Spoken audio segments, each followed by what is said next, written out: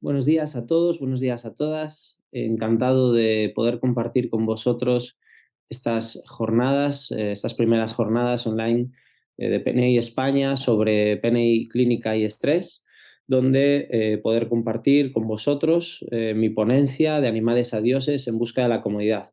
Mi nombre es Álvaro Otero, soy fisioterapeuta, osteópata, máster en psiconeuroinmunología clínica por PNI Europe, único máster acreditado por la Universidad de Salamanca.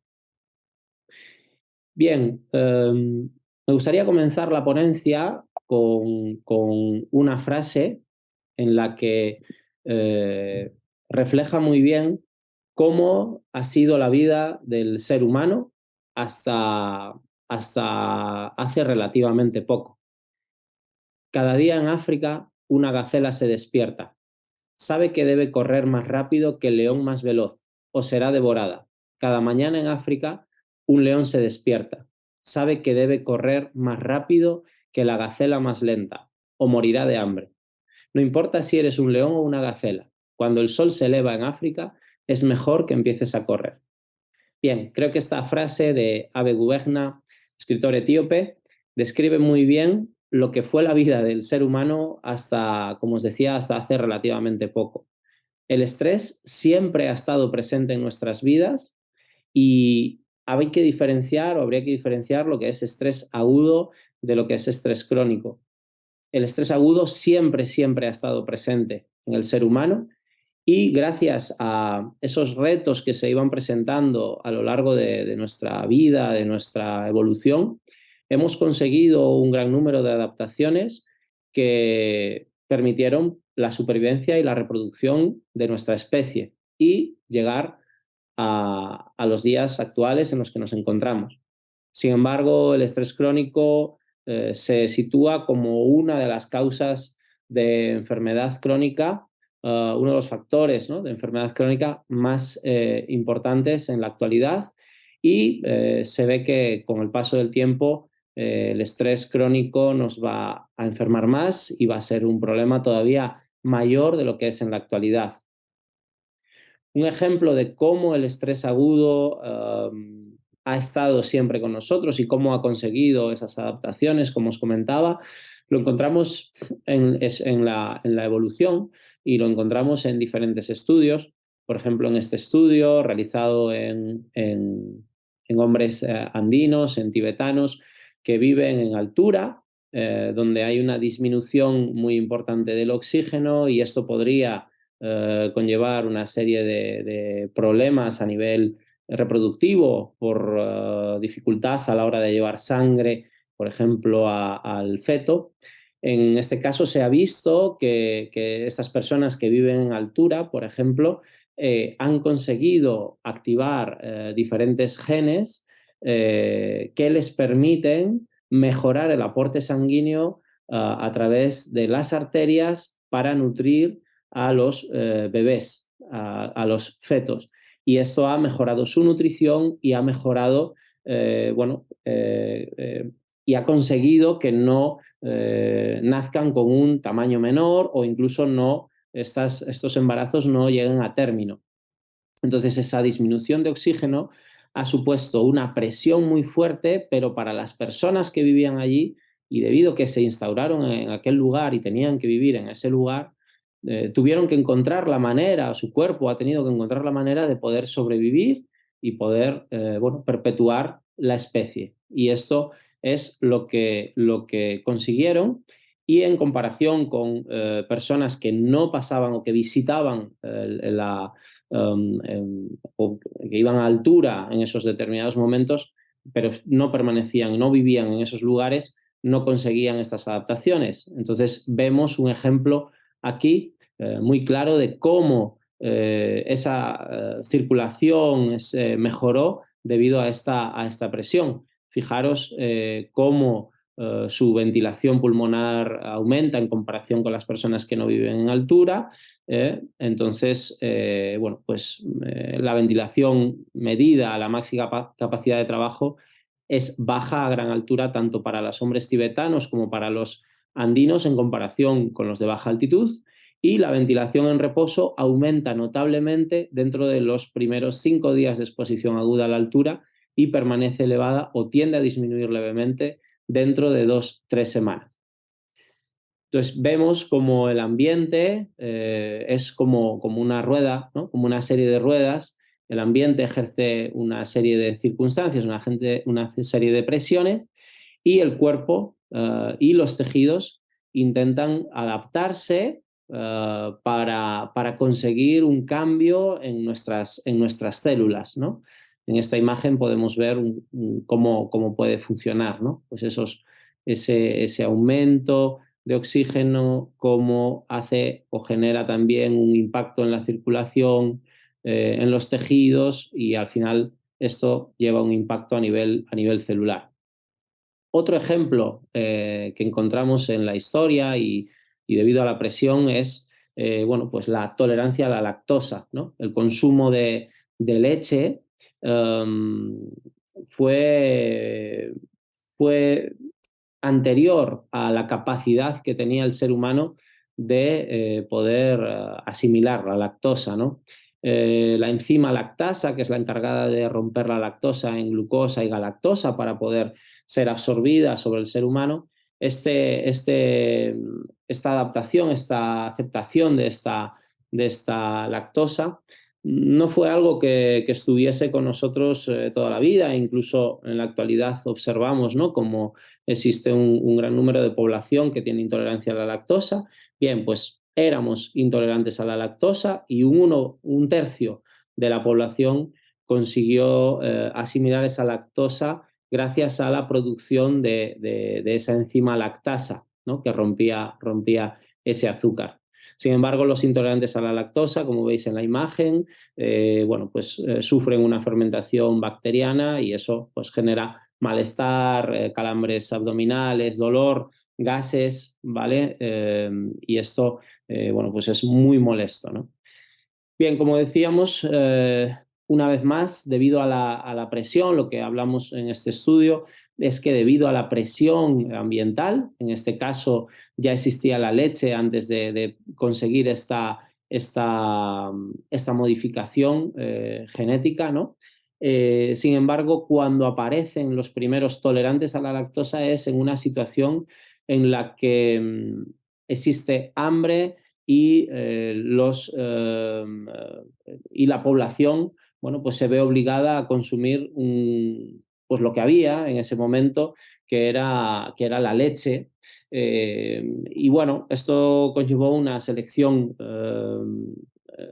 natural en la que los que tenían diarreas provocadas por el consumo de leche y este malestar, pues fallecían, y sin embargo los que consiguieron modificar o adaptarse a esta presión evolutiva, pues crearon esta producción de la enzima lactasa y consiguieron sobrevivir, ¿no? Entonces, una vez más, el ser humano se enfrenta a estas presiones y consigue, bueno, pues salir adelante, ¿no? Y lo mismo ocurre con el color de piel, ¿no?, que el color de piel también ha sufrido una serie de modificaciones. Hemos migrado de África a países más nórdicos, ¿no?, donde el sol no es tan potente. Entonces, el sol de alguna manera nos ayuda a convertir la vitamina D también, y tiene un impacto también en la descomposición del ácido fólico.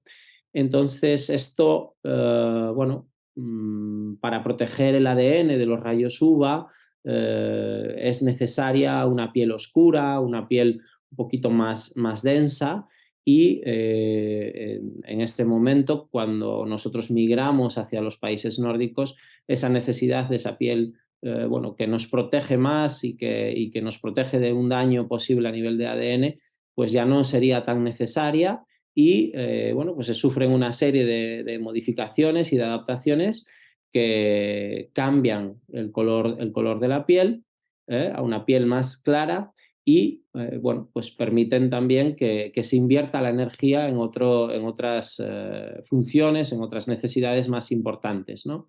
Fijaros cómo de importante es bueno, pues, o cómo influye, en cuántas cosas influye esa radiación UVA y cómo afecta al folato, cómo afecta a la vitamina D, y que cómo también se relaciona esa exposición al sol y esa degradación del folato y esa mejor conversión de la vitamina D en vitamina D activa, con un proceso pues, de antioxidantes a nivel celular, un proceso donde esa descomposición también de folato pues, se sitúa como una adaptación positiva para el desarrollo fetal, la protección del ADN, y bueno, es necesaria, ¿no? En este caso, que haya habido esa modificación para que en países donde no hay una exposición solar muy importante o no existe esa exposición al sol tan importante como ocurría en África,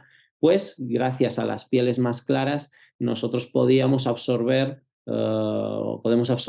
más rayo UVA que nos va a permitir a esa descomposición de folato y a esa creación de vitamina D o esa conversión de vitamina D activa, ¿no?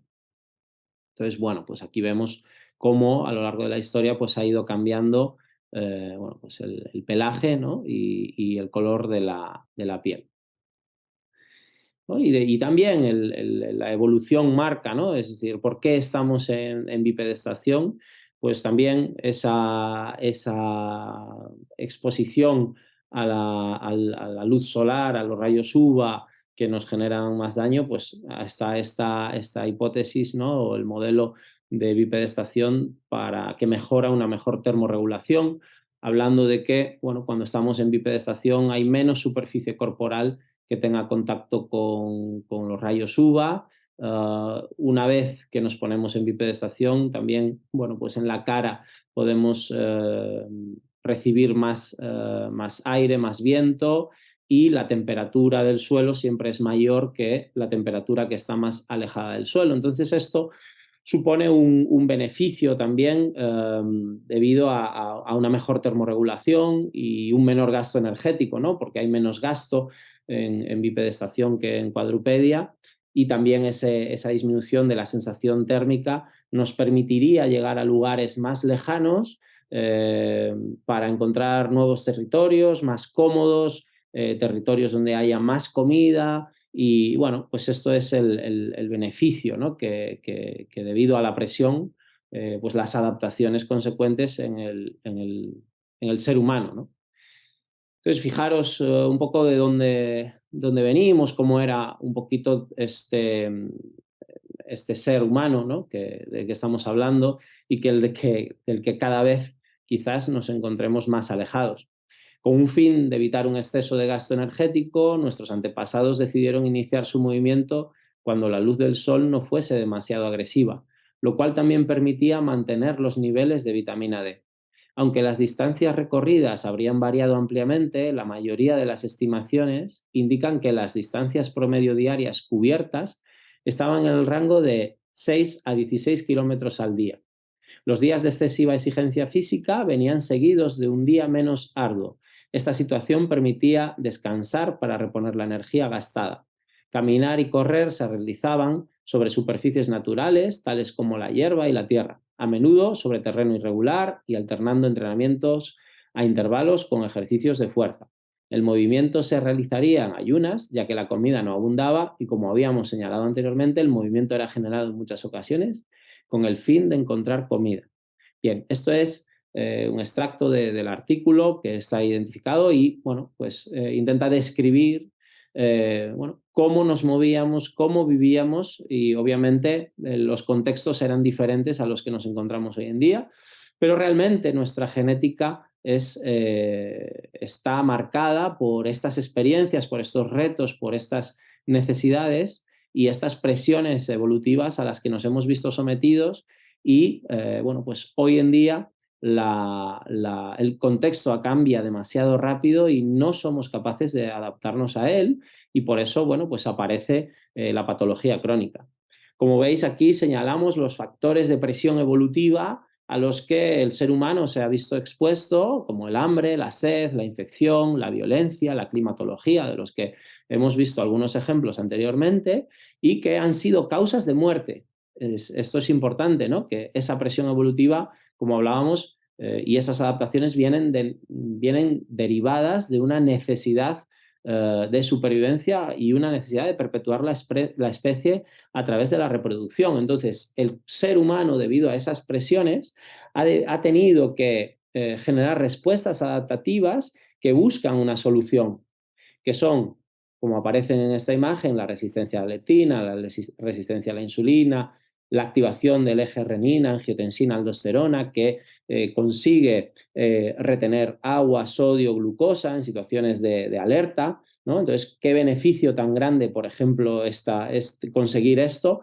Retener agua, sodio y glucosa en un estado o un ambiente de sed, ¿no? En un ambiente de escasez de agua, ¿no? Estos mecanismos de respuesta adaptativa que en el pasado no consiguieron que nosotros bueno, estemos aquí hoy en día son la causa, la actividad crónica, son la causa de la enfermedad moderna, ¿no? Y esto es un poco lo que vemos también, ¿no? Cómo a lo largo de la historia vamos cambiando bueno, la distribución muscular, ¿vale? Y nos hacemos más sedentarios, perdemos nuestro músculo y el sedentarismo no deja de ser un lujo evolutivo. Cuando antiguamente no podíamos pararnos, y recuerdo, ¿no?, esa frase inicial con la que comenzamos, que siempre, ¿no?, cada vez que te levantes por la mañana, siempre estate corriendo, ¿no? Venía a decir esto. Y hoy en día tenemos que luchar por movernos porque el sedentarismo es un problema muy importante, ¿no? Fijaros los cambios en la dieta también que hemos sufrido a lo largo de la historia, desde 1985, 88 hasta 2015, y veremos además que hay todavía más cambios, pero en la composición de los ácidos grasos, ¿vale? Es totalmente diferente. El índice inflamatorio ha aumentado también en gran medida. Esto ha llevado a más enfermedades degenerativas, más enfermedades crónicas, y todo esto asociado con factores metabólicos como un aumento del colesterol sanguíneo, ¿no? Y un ejemplo también lo encontramos de cómo el sedentarismo, bueno, pues nos lleva a la extinción.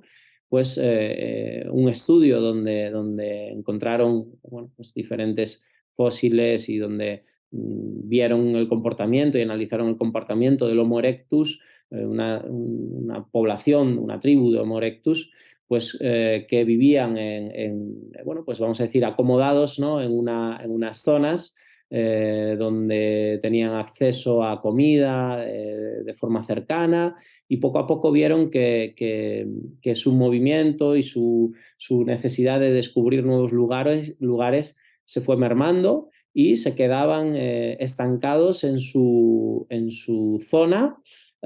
Esto les impidió, incluso era tal la pereza, ¿no?, como aparece aquí en el título, era tal la pereza del Homo erectus, que a la hora de construir armas decidían construir a través de piedras que tenían muy cercanas a ellos, y no decidían subir, por ejemplo, a una montaña que tenían cerca, y donde descubrieron que sí, ahí había un material muy importante, de muy buena calidad, que les serviría para defenderse o para construir utensilios de mejor calidad, etcétera, etcétera.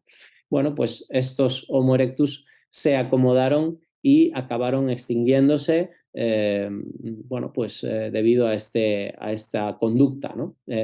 Bueno, lejos de aprender del pasado, quizás estemos repitiendo patrones, ¿no?, que llevaron a la extinción a este Homo erectus, y que, bueno, quién sabe, a lo mejor esta situación nos lleve a nosotros también a la extinción, porque parece que sí, ¿no?, porque somos más viejos, pero tenemos peor salud, vivimos en una situación de inflamación crónica, y eso se asocia a diferentes enfermedades.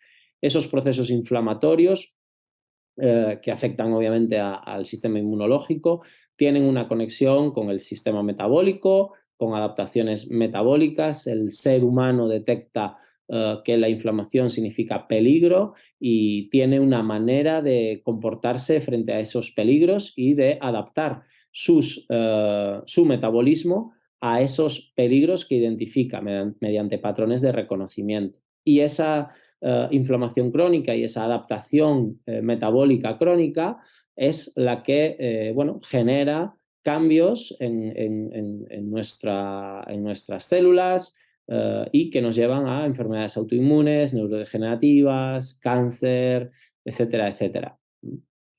Como vemos aquí, y esta conexión, ¿no? Cuando hablamos del envejecimiento, vemos cómo el envejecimiento cronológico no tiene nada que ver con el envejecimiento biológico.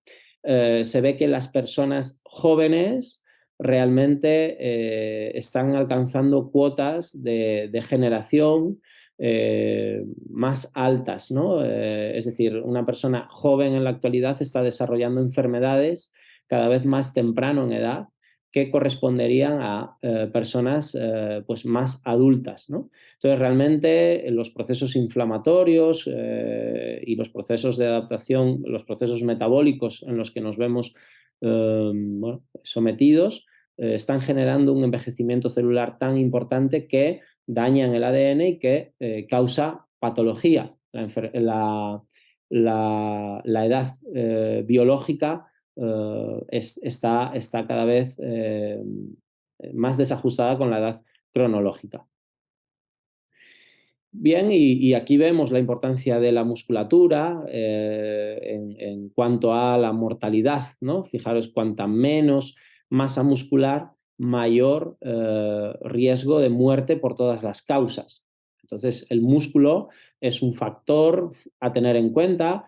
El índice de masa, el índice de masa corporal no es un buen indicador, puesto que se valora en el índice de masa corporal el volumen de la persona, pero no sabemos la cantidad de músculo que tiene o la cantidad de grasa. Es muy diferente que tengamos un índice de masa corporal elevado porque tenemos mucho músculo o un índice de masa corporal porque tenemos mucha grasa. Cuando hay un adipocito muy grande, esto sí se relaciona con esos problemas metabólicos, con esas que nos llevan a la enfermedad, ¿no? Entonces aquí vemos un ejemplo, una imagen, ¿no? Que veríamos cómo, bueno, pues la pérdida de músculo o la pérdida de músculo acaba con un aumento de la grasa y obviamente esos filetitos, esos músculos que vemos ahí, pues el de la izquierda estará más sano que el de la derecha en este caso, ¿no? Entonces, la distribución de las grasas juega un papel importante en el riesgo metabólico, el aumento de la grasa intraabdominal, visceral, promueve un alto riesgo de enfermedad metabólica, mientras que el aumento de la grasa subcutánea en los músculos y las caderas presenta poco o ningún riesgo, ¿vale? Entonces, fijaros lo que hablábamos antes, la grasa como factor determinante y relacionado con lo que llamamos envejecimiento y a pesar de la edad cronológica, si tenemos unos niveles adecuados, un tamaño adecuado del adipocito, conseguiremos un perfil más antiinflamatorio, un perfil saludable, ¿vale? Y aunque seamos más jóvenes, si tenemos un aumento un exceso de tamaño del adipocito, esto impactará en nuestra salud, generando inflamación, más fragilidad, y eso se relaciona con envejecimiento. Entonces, lo que decíamos antes, ¿no? El estilo de vida moderno y la mala adaptación. Fijaros en esta imagen cómo la activación de las respuestas adaptativas son exactamente las mismas ante cualquier reto. La noradrenalina, la adrenalina, la acetilcolina, el cortisol, los neuropéptidos, siempre reaccionamos igual y reaccionamos igual debido a todas esas presiones evolutivas anteriores de las que hablábamos y que consiguieron, bueno, pues salir o conseguimos salir adelante gracias a estas respuestas. El problema actual es el tiempo en el que estas respuestas adaptativas están presentes. En el pasado era una respuesta aguda, ¿vale? Entonces esa respuesta es adecuada, sin embargo, en la actualidad las respuestas son crónicas y estas respuestas crónicas van generando, como veis aquí, diferentes problemas de mala función y desajustes que afectan a nuestras barreras, a una actividad del sistema inmune crónico y esa inflamación crónica que relacionábamos con la vejez. Y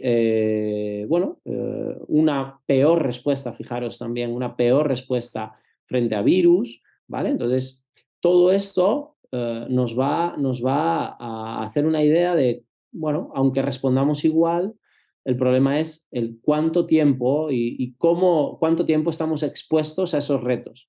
Y el problema es que los contextos a los que nos enfrentamos hoy en día son contextos de estrés crónico. Y entonces la perspectiva debería cambiar porque sí que nosotros tenemos capacidad de poder responder a todos esos contextos, ¿no? A todos esos retos, o deberíamos tener herramientas para poder soportar esa carga alostática, que es así como se llama, relacionada con el ambiente. Sin embargo, cuando la carga alostática es excesiva, es mantenida, nos lleva a esa enfermedad como estamos viendo. La medicina debería centrarse no tanto en las consecuencias de esa carga alostática, sino que, y también a través de la psiconeuroinmunología, como vemos en la formación, ¿no?, de PNI clínica, observamos cómo nosotros debemos también tener importancia o darle mucha importancia a esos contextos, a todos esos factores externos que influyen en nosotros para que no haya una consecuencia a nivel interno en nuestras células o nuestra necesidad de adaptación. Entonces, todo ese contexto, todo ese ambiente de la persona también nos influye y es uno de los objetivos también a cambiar, ¿no? Centrarnos en estas situaciones. Fijaros, ¿no? Estas líneas, ¿no? La percepción del estrés está influenciada por las propias experiencias, la genética, el comportamiento. Y cuando el cerebro percibe una experiencia como estresante, se inician, bueno, pues respuestas fisiológicas conductuales. Y eso conduce a la alostasis y a la adaptación.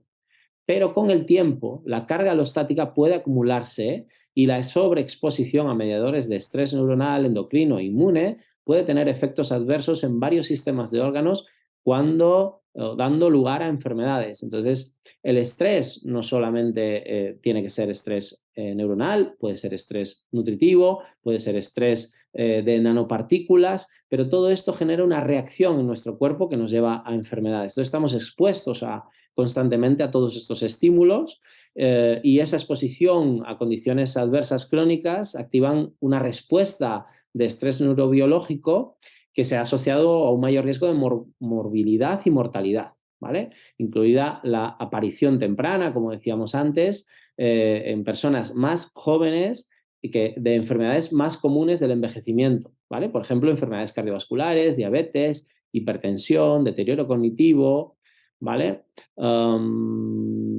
Y estas experiencias de estrés crónico y adversidad tienen un impacto biológico cuando el individuo percibe que las demandas ambientales de una situación ponen a prueba o exceden su capacidad de adaptación o afrontamiento. Entonces, también todas las herramientas que nosotros recibamos para poder enfrentarnos a situaciones de conflicto, y esto hablo de los momentos de la infancia tan importantes, ¿no? Donde tenemos que educar al niño o a la niña para enfrentarse a diferentes situaciones y evitar el sobreproteccionismo, van a impactar, ¿no?, en la capacidad de resistencia que va a tener esta persona en la edad adulta. Entonces, las experiencias estresantes pueden no tener un coste fisiológico duradero si un individuo tiene reservas adecuadas que permitan una respuesta exitosa y o recuperación de un factor estresante. Es cuando las demandas de una situación exceden la capacidad de afrontamiento de un individuo que ocurren los procesos fisiopatológicos que impulsan el envejecimiento, ¿vale? Entonces, bueno, qué importante, ¿no?, tener esas herramientas. Y esto es un poquito un resumen también de cómo sería esto, ¿no?, a nivel fisiológico, cómo impacta a nivel fisiológico. Como hemos visto, pues, bueno, cuando nosotros nos enfrentamos a un reto, sea cual sea, se activan la producción de sustancias como es la noradrenalina, la adrenalina, que estimulan las células para aumentar la actividad metabólica de las mitocondrias, ¿vale? Y esto tiene un sentido, ¿no? Porque dice, bueno, oye, tengo un reto, vamos a aumentar nuestro metabolismo para, bueno, poder tener una mejor respuesta. Sin embargo, esto va liberando una serie de sustancias, como son los radicales de oxígeno libre, que son oxidantes y que provocan daños en el ADN, en el ADN dentro del núcleo y de las mitocondrias. Y esto genera un acortamiento también de los telómeros y es lo que nos va a llevar al envejecimiento y a lo que se conoce como necrosis, ¿vale? Entonces, nuestras células, si esto es agudo, no hay ningún problema, es una respuesta adecuada. Si esto es crónico, pues obviamente se van acumulando estos radicales de oxígeno libre y las células envejecidas. Todos estos procesos de senescencia, de envejecimiento y procesos necróticos van a, bueno, también ser captadas por unos patrones de reconocimiento y van a desencadenar respuestas proinflamatorias, como vemos aquí, bueno, y bueno, que serán o son crónicas o vemos que son crónicas en la actualidad y que generan o están detrás de patología. Entonces, ¿cuándo empieza el estrés? Bueno, el estrés, como decíamos, estamos rodeados de ello, ¿no? Nos enfrentamos a él bueno, día tras día y lo difícil es conseguir un equilibrio, ¿no? Muchas veces de estas situaciones de estrés o terminar incluso con las situaciones de estrés, pero fijaros que el estrés en la actualidad incluso lo evidenciamos antes de nacer, antes de nacer. Las madres están sometidas a situaciones de estrés crónico, mantenido, y esto, como veis, impacta en la 11 beta deshidrogenasa 2, y esta disminución de esta sustancia hace que el niño, el feto, reciba más señales de cortisol. Va a estar más expuesto a esas señales de cortisol. Le está enviando una información la madre al niño de que el mundo es estresante. Debido a esto, el niño tiene ya que empezar antes de nacer a generar adaptaciones que le permitan sobrevivir y que le permitan sobrevivir, sí, en un mundo que parece ser no muy cómodo. Entonces ahí se inician ya procesos, ¿no?, de que van a marcar la enfermedad en la vida adulta. Uno de los problemas de estrés a los que nos enfrentamos es el estrés social, ¿no?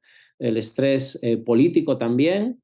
Entonces, fijaros, ¿no?, en este estudio cómo a través de una encuesta, bueno, pues sacan estas conclusiones, como el 62,4% de las madres tienen problemas para conciliar la vida familiar y profesional. Entonces, las causas, ¿no?, son los horarios de trabajo, lo identifican, ¿no?, pues estas madres, el 82,8%, la falta de ayudas económicas, el 65%, la falta de apoyo de las autoridades públicas, un 49,4%, la falta de recursos económicos y salarios bajos, 44,5%, la falta de una red de apoyo, como el entorno familiar, un 15,85%, la falta de apoyo por parte de la pareja, un 10,5%. ¿Vale? Entonces, todo este estrés también durante el embarazo y que es parte del mundo, ¿no?, moderno en el que, bueno, pues la conciliación familiar junto con la profesional se hace muy complicado, y esto impacta ya en las generaciones futuras, como hemos visto, y fijaros cómo decíamos antes, ese feto, ese niño, ese futuro bebé va a recibir esa información a través de la madre, de ese cortisol, y impacta en el desarrollo y en el neurodesarrollo de ese niño. Son niños con un menor peso al nacer, son niños donde bueno, pues su sistema nervioso y ciertas áreas del sistema nervioso van a sufrir problemas a la hora de un neurodesarrollo. Hay una densidad menor de las neuronas del hipocampo, una disminución de la cortical y el volumen de la amígdala, el cerebro va a estar menos madurado, una disfunción de las neuronas GABAérgicas. Bueno, entonces esto va a impactar en el control, en la calma, van a ser niños más nerviosos, más hiperactivos, Bueno, es un poco lo que nos vamos encontrando, ¿no? Entonces, otro impacto, ¿no?, del estrés que empieza ya desde antes de nacer. E incluso también existe no solo este tipo de estrés, ¿no?, social, político, sino que también nos vemos enfrentados a un estrés nutricional, donde, bueno, aparte del fumar, las infecciones, la enfermedad, ¿no?, y el estrés emocional, la mala alimentación también va a influir y va a activar de la misma manera los mismos mecanismos, como vemos ahí, que van a permitir que el cortisol sea más percibido por los bebés, y muy relacionado con el bajo consumo de proteínas, ¿no?, que se hace durante el embarazo, y bueno, pues se debería incrementar para que estos mecanismos no se lleven a cabo, que impactarán también de la misma manera en el futuro bebé.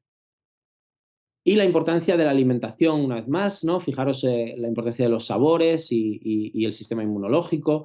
Sabemos que, bueno, tenemos receptores para los diferentes sabores en la boca, y para los olores en la nariz, ¿vale? Y estos sabores se configuran ya en la 30 semana de gestación, ¿no?, a través de lo que la madre come y de los cambios que se hacen en el líquido amniótico.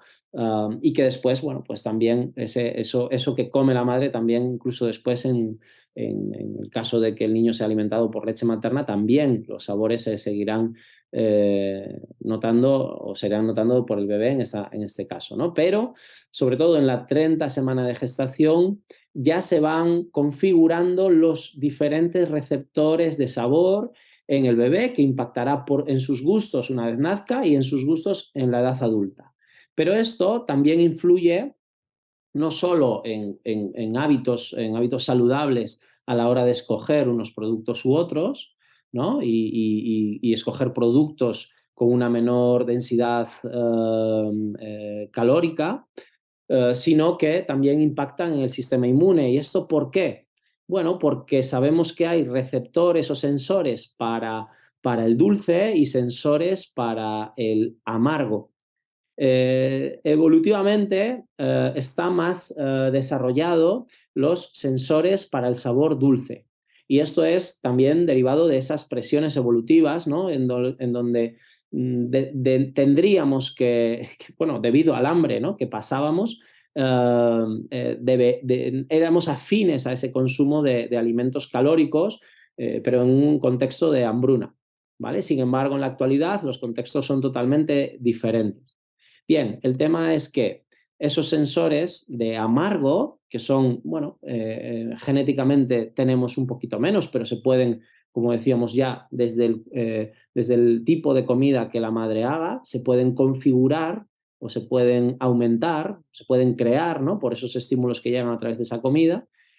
Son necesarios para dar respuestas mejores frente a ciertos virus y ciertas bacterias, ¿vale? Entonces, cuando llega ese sabor amargo, se relaciona con un aumento de la producción de moco, y con la producción de una respuesta del sistema inmune innato, ¿no? Es muy, muy curioso. Sin embargo, cuando estamos expuestos a un sabor dulce, esas respuestas frente a virus y bacterias se inhiben. Hay un peor reconocimiento bueno, de antígenos extraños, y la respuesta inmune es más disminuida. Entonces es muy importante, ¿no?, la exposición temprana y ya antes de nacer, ¿no?, de esos alimentos con un sabor amargo, y escapar de los alimentos con un sabor más dulce, ¿no? Sin embargo, vemos también, ¿no?, como un problema en la alimentación es la reducción de los macro y micronutrientes en los alimentos. A lo largo de la historia han ido reduciéndose el número de macro y micronutrientes, y esto impacta obviamente en la nutrición del ser humano, e incluso genera problemas de desnutrición. Fijaros que hay una disminución del contenido de proteína del 6%, un 9% de disminución de fósforo, un 15% de disminución de hierro, un 15% de disminución de vitamina C, un 16% de disminución del calcio, un 18% de disminución de vitamina A y una disminución del 38% en vitamina B desde 1940 a 2019. Podemos decir entonces que una naranja en 1940 era una naranja más nutritiva que en 2019 en cuanto a vitamina C se refiere. Y no nos estaremos equivocando. Entonces, bueno, pues aquí también la necesidad del consumo de alimentos, ¿no? De alimentos orgánicos, de alimentos, bueno, donde se reduzca un poquito la exposición a pesticidas, donde se reduzca la exposición a ciertas sustancias que pueden desencadenar también bueno, pues diferentes problemas, ¿no? Y entonces ha llegado un momento, o vemos que ha llegado un momento en la historia donde el ser humano ha intervenido o ha conseguido intervenir en el contexto, cuando en diferencia a etapas pasadas en las que el contexto era quien, bueno, conseguía o obligaba al ser humano a modificar o adaptar su metabolismo, su sistema inmune, sus conductas. Pues ha llegado un momento en el que el ser humano ha conseguido intervenir en el contexto, ha dado la vuelta totalmente a la balanza y esto es un poco lo que nos encontramos, ¿no? Ya somos dioses, conseguimos dar un cambio en el contexto, pero somos más mortales, ¿vale? Somos más mortales, tenemos más enfermedad. Y esto lo encontramos, fijaros, en la sociedad cuando salimos a la calle. El boom del patinete eléctrico pone en peligro la cuota mínima de actividad física diaria. Esto es lo que nos encontramos. Ya hemos conseguido nuestro objetivo real, nuestro objetivo principal desde que somos humanos, desde que iniciamos con esta búsqueda, ¿no? De buscar un mundo que no nos exigiese tanto, donde hubiese mucho acceso a la comida, donde no tengamos que caminar tanto, donde todo sea muy cómodo. Entonces, esa comodidad nos está llevando y lo estamos consiguiendo con ese objetivo principal, estamos llegando y esto es lo que nos encontramos por la calle, ¿vale? Pero fijaros, una sesión más larga de tiempos sedentados aumenta el riesgo de enfermedad cardiovascular en un 332%. Entonces, todos esos lugares, todos esos objetivos que estamos cumpliendo quizás no sean el éxito, no sean el objetivo real que nos deberíamos plantear, ¿no? Entonces, las comidas, ¿no? Más procesadas, estamos lejos de comer comida de cercanía, comida orgánica. En este estudio, ¿no? En 68.946 participantes, pues se relaciona la disminución de riesgo de cáncer por el consumo de comida orgánica, con menos pesticidas, con menos sustancias que afectan a nuestra salud, ¿no? Y también nos encontramos cuando salimos a la calle, ¿no? Con estas imágenes, ¿no? Y incluso se ve en nuestras mascotas, como veis en este estudio, que también desarrollan patología crónica, sobre todo los perros, que son, bueno, como bien se dice, los mejores amigos del hombre, del ser humano, pues también están enfermando junto a nosotros por esos hábitos modernos a los que se ven sometidos, ¿no?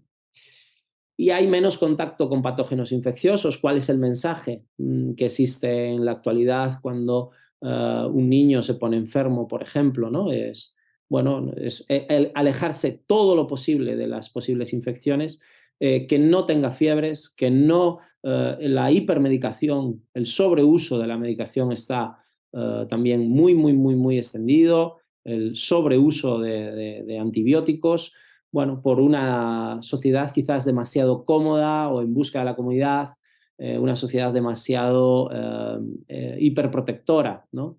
Entonces, fijaros cómo esa comodidad inmune impacta negativamente en lo que realmente, para lo que realmente estamos hechos. Entonces, la fiebre es una respuesta cardinal a la infección que se ha conservado en vertebrados de sangre fría y caliente durante más de 600 millones de años de evolución. Si algo se ha conservado durante más de 600 millones de años de evolución, es algo que sirve y es algo que no deberíamos eliminar y es necesario tener una fiebre, ¿no? Entonces, cada vez hay más pruebas de que el aumento de 1 a 4 grados centígrados en la temperatura corporal central que se produce durante la fiebre se asocia con una mejor supervivencia y resolución de muchas infecciones. El uso de medicamentos antipiréticos para disminuir la fiebre se correlaciona con un aumento del 5% en la mortalidad en poblaciones humanas infectadas con el virus de la influenza y afecta negativamente los resultados de los pacientes en la unidad de cuidados intensivos. Las temperaturas en el rango febril de 40 a 41 grados centígrados causan una reducción de más de 200 veces en la tasa de replicación de poliovirus en células de mamíferos y aumenta la susceptibilidad de las bacterias gram negativas a la lisis inducidas por el suero. Entonces, la fiebre es necesaria y el sobreuso de esos medicamentos nos está enfermando. Entonces, fijaros una sociedad actual, como decíamos antes, ¿no? La necesidad de estar siempre bien, el sobreuso de medicamentos y de antibióticos al que nos vemos sometidos. Los antibióticos de amplio espectro se relacionaron con el desarrollo de enfermedades autoinmunes, especialmente artritis idiopática juvenil en niños, mientras que los antibióticos del grupo de las penicilinas no. El uso de antibióticos de amplio espectro en niños debe ser cauteloso, ya que pueden conllevar un riesgo de desarrollo de enfermedades autoinmunes. No decimos que no haya que utilizar los antibióticos, decimos que hay que utilizarlos con sentido y cuando sean necesarios. Entonces, la solución universal que nosotros observamos es una vuelta a lo conocido. Observamos en esta imagen cómo el estrés, el calor, el ayuno, el ejercicio impactan en nuestras células, generándole o induciéndole un poquito de presión, un poquito de estrés, pero ese estrés controlado va a conseguir unas buenas adaptaciones celulares que van a impactar en prácticamente todos los órganos, todos los tejidos de nuestro cuerpo, generando efectos positivos. Aquí veis, ¿no?, el efecto, por ejemplo, de la restricción calórica y cómo afecta en prácticamente todas las enfermedades inflamatorias, neurodegenerativas, metabólicas, cáncer. Aquí está la solución universal, ¿no?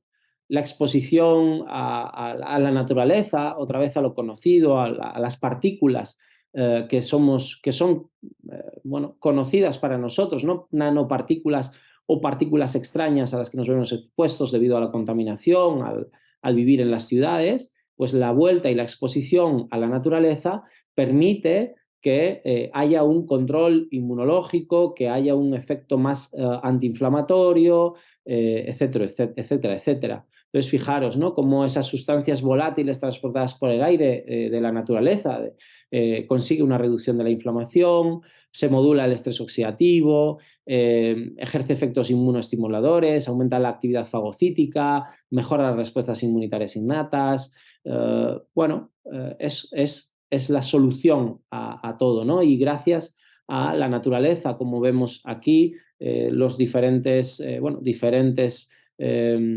plantas que gracias a los terpenos, que son sustancias que desprenden estas plantas o que contienen estas plantas, pues encontramos efectos en nuestra salud, no solo a nivel de inflamación, sino también en el estado emocional, en la parte de ansiedad, depresión, etcétera, etcétera, también impacta, ¿no? Entonces, esta imagen me parece espectacular en cuanto a cómo caminar en la naturaleza, ver la naturaleza, vivir en un lugar verde, todo esto que estamos hablando nos expone a ingredientes que son realmente reconocidos por el ser humano, que sí sabemos responder adecuadamente con ellos y que impactan todos esos, en todas esas enfermedades que vemos ahí, ¿no?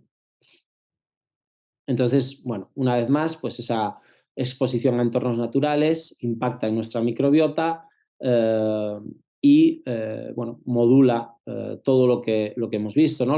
La absorción, y en lo que se basa todo esto es en la respiración y el contacto a través de la piel de esos iones cargados que se encuentran en el aire, también muy cerca de los lugares donde hay mar, ¿no?